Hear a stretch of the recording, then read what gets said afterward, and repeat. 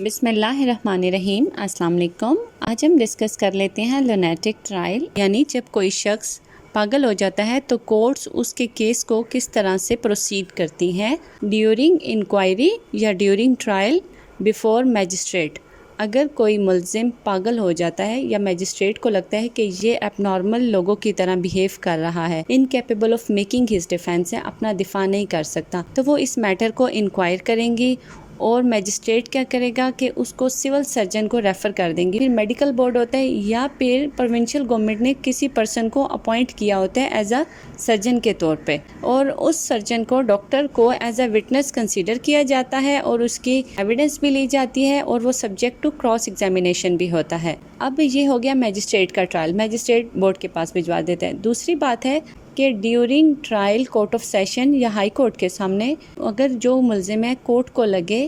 کہ یہ پاگل ہو گیا، ان ساؤنڈ مائنڈ ہے، incapable of making his defence ہے، تو کورٹ اس کو میڈیکل بورڈ کو ریفر نہیں کرتی ہیں۔ جو کورٹ آف سیشن ہے یا ہائی کورٹ ہے وہ اس میٹر کو خود ٹرائی کرتی ہیں، اس بات کو کہ وہ اپنا ڈیفینس کر سکتا ہے یا نہیں، اور اس فائنڈنگ کو وہ ریکارڈ کریں گی۔ ریکارڈ کرنے کے بعد وہ فردر جو پروسیڈنگ ہے اس کو پوسٹ پون کر دیں گی۔ دونوں صورتحال میں جب ملزم لگے کہ ان ساؤنڈ مائنڈ ہے اور incapable of making his defence, یعنی اپنا دفاع نہیں کر سکتا، تو میجسٹریٹ یا کورٹ اس کو ریلیز کر سکتی ہیں سفیشینٹ شورٹی لے کر، سبجیکٹ ٹو بیل ہے، یعنی ضمانت پہ رہا ہو سکتا ہے یا نہیں ہو سکتا، لیکن سفیشینٹ سیکیورٹی لیں گی ان لوگوں سے جیسا سے ضمانت پہ ہم ضامن دیتے ہیں نا، لیکن وہاں پہ اس کو کہا جائے گا کہ جو بھی شخص اس کی ضمانت دے رہا ہے کہ وہ اس ملزم کا خیال رکھے گا پراپرلی، اور یہ تاکہ کسی اور کو بھی نقصان نہ پہنچائے اور خود کو بھی نقصان نہ پہنچائے، اور جب کبھی اس کی اپیرنس کی ضرورت ہوگی کسی میجسٹریٹ کے سامنے یا کسی اور کورٹ کے سامنے تو اس کو وہاں پہ پیش کیا جائے گا۔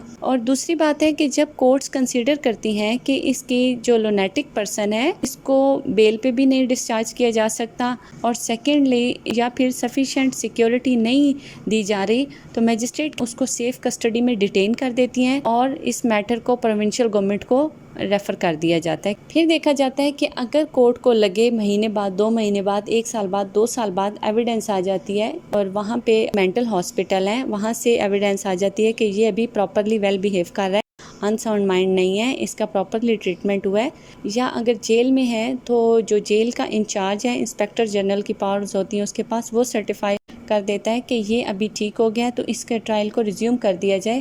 تو جو کورٹس ہوتی ہیں اس کے ٹرائل کو ریزیوم کر دیتی ہیں، ریکمنس کر دیتی ہیں۔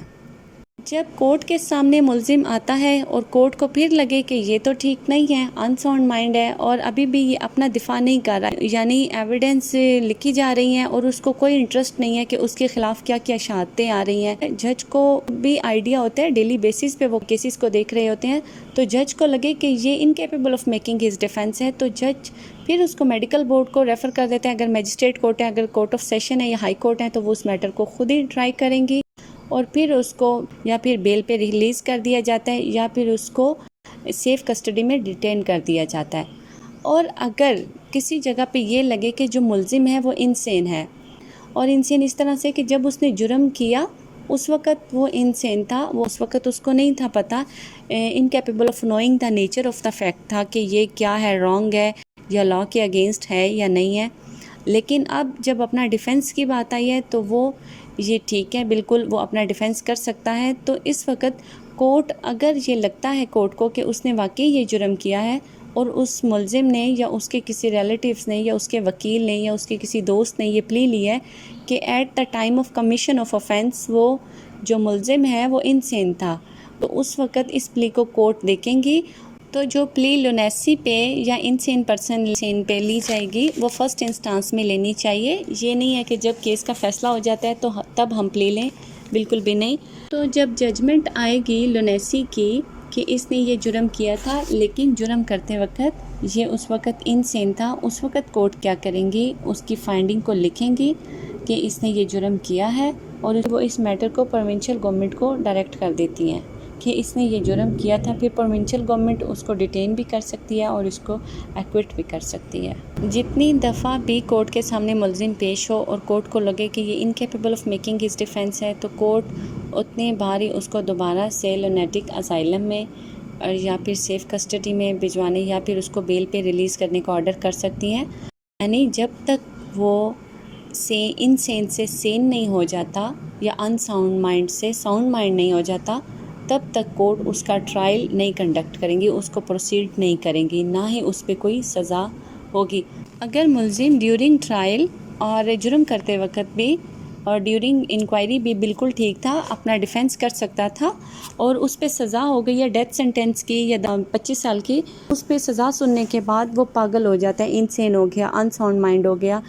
تو اس وقت کورٹس اس کی سزا پہ کوئی اثر انداز نہیں ہوں گی، اور نہ ہی اس کی ججمنٹ چینج ہو سکتی ہے۔ کوئی میجسٹریٹ کورٹ یا سیشن کورٹ یا ہائی کورٹ کوئی بھی اس کی سزا کو چینج نہیں کر سکتا۔ اس پہ سپریم کورٹ کی ججمنٹ بھی آ چکی ہے کہ جو پلی ہے لونیٹک کی، کہ یہ لونیٹک ہے یا انسین پرسن ہے یا ان ساؤنڈ مائنڈ ہے یا ایڈیٹ ہے، تو یہ پلی کوئی بھی لے سکتا ہے، ملزم خود بھی لے سکتا ہے اگر وہ اس قابل ہے، اور سیکنڈلی اس کا وکیل بھی یہ پلی لے سکتا ہے کہ ابھی وہ اس قابل نہیں ہے، اور اس کے کوئی رشتہ دار بھی یا اس کا کوئی نیئر فرینڈز بھی کوئی بھی یہ پلی لے سکتا ہے کہ ملزم اپنا ڈیفینس کرنے کے قابل نہیں ہے، وہ لونیٹک ہے، ان ساؤنڈ مائنڈ ہے، انسین ہے، تو اس وجہ سے اس کا جو ٹرائل ہے کورٹس آٹومیٹکلی اس کو پوسٹ پون کر دیتی ہیں۔